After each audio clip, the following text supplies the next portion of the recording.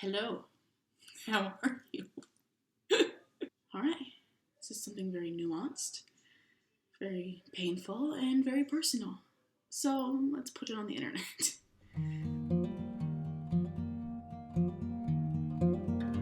Hello to everyone watching this. I hope you're being safe and being healthy. There's been a lot more time to think lately, and in some cases it's probably a good thing.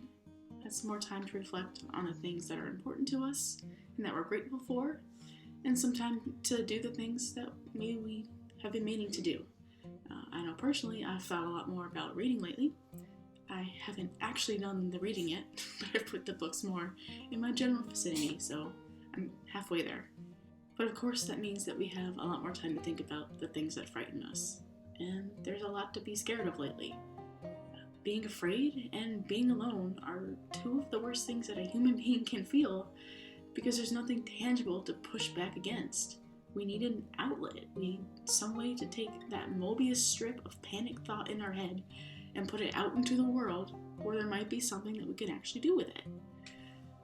And so on that note, let's talk about scrupulosity.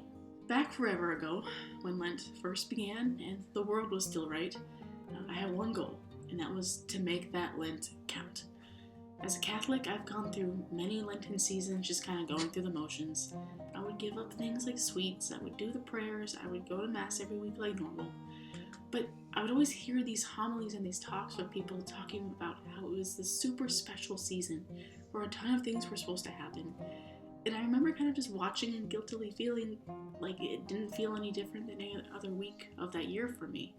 So this year, I wanted that spark. I had all these plans. I was going to do this online lecture thing. I was going to do some intellectual reading. The goal was to put some intellectual meat back on my faith and to stop telling myself that you're not smart enough or you're just not capable of doing this. But even the best made plans can evolve, and these ones did. It started out little by little, and by the time I realized how far I had gotten, the hooks were already in me. See, scrupulosity is when that urge to turn away from sin starts to become more and more distorted. That normal guilt starts to become more and more pervasive and that normal guilt about doing bad things starts to become more and more pervasive and about smaller and smaller things until that once genuine urge to turn towards the good suddenly makes it feel like there's no good to turn towards. It's Catholic guilt on steroids, essentially, and for all the wrong reasons. You start scrutinizing every word, every action, and every intention, kind of mulling it over in your mind for hours after the fact. And you'll start to see mortal sin in places where there may not even be sin in the first place. You don't feel like you're in a state of grace despite every fiber in your being wanting to be. You don't feel safe. You don't feel loved. You don't feel peace. And I say all this from my own experience that's still ongoing. I still have this.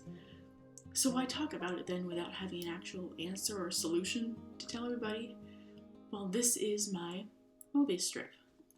Part of taking away its power is writing it out, speaking it out loud, and instead of turning it over in my brain over and over. And another reason I want to talk about it is because I know I'm not alone, especially in times like this, where we don't have access to the Eucharist or to confession.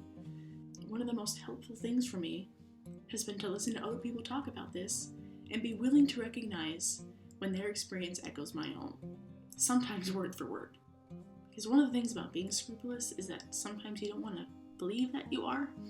You'll think, I'm just taking my faith seriously. It's meant to be a little uncomfortable. It's a time of transformation. And then you'll hear someone mention scruples, and you'll think, oh, that does sound kind of familiar, but I bet I'm missing context. It's not really that bad for me. And then eventually you can be looking at a black and white resource that practically screams at you that this is what you have. And you'll think, well, even if the rest of the world thinks I'm scrupulous, I bet if it's just me having the clearest view on things. Or worse, you'll think, what if I'm supposed to actually feel this way? And the whole process is really reminiscent of when I went through my eating disorder all those years ago. I would feel guilty because I was struggling. And then I would struggle because I felt guilty. And the cycle would just continue on and on, getting somehow worse every rotation. Here's the thing that you should know if you are going through this like me. You are not supposed to feel this way. And that doesn't mean you're doing anything wrong. It just means if you feel like something is wrong, it's okay to acknowledge that something feels wrong. God does not want you perpetually broken and scared. He does not want you to constantly feel apart from Him. He does not want you to think that you have to somehow earn His love by being in pain all of the time. It's good to flee from sin. It's good to challenge yourself. It's good to want to please Him. But if you are scrupulous, then your idea of what pleases Him may be just off-center right now. And that is not your fault. One of the more helpful things that I have read is that you should seek a delicate conscience, not a scrupulous one.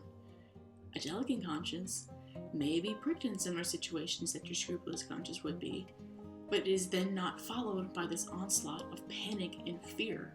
You can make a decision from a good mindset. A delicate conscience can come from a place of peace and confidence. A scrupulous conscience is like trying to make choices while constantly feeling backed into a corner. One is set in love, the other set in anxiety, and God wants you to live in the former. Scrupulosity is often referred to as an offshoot of OCD, and I completely believe it. So don't be afraid to seek medical help if that is what helps you get out of the cycle and into a better mindset. The goal is to help break that Mobius strip, and that's help can come from multiple directions. In my next video, I kind of want to talk a little more about that. I want to talk a little more about the resources that I have found helpful so far, and how treatment of my scrupulous tendencies go as time goes on. In the meantime, I'd love to hear from anybody who has gone through this or is still going through this right now. And together we can kind of talk about it and help extract that Mobius strip together. In the meantime, thanks everyone for listening, and God bless.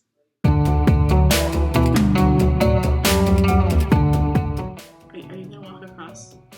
Hi, thank you. I am so appreciative of that. So this year, oh, cat, please. Say hi, Papa. We look, he's so grumpy. Okay. He's going to help me. There she is. There she is. There's Itty Bitty. There's Itty Bitty. She's going to run away as soon as I let her go now.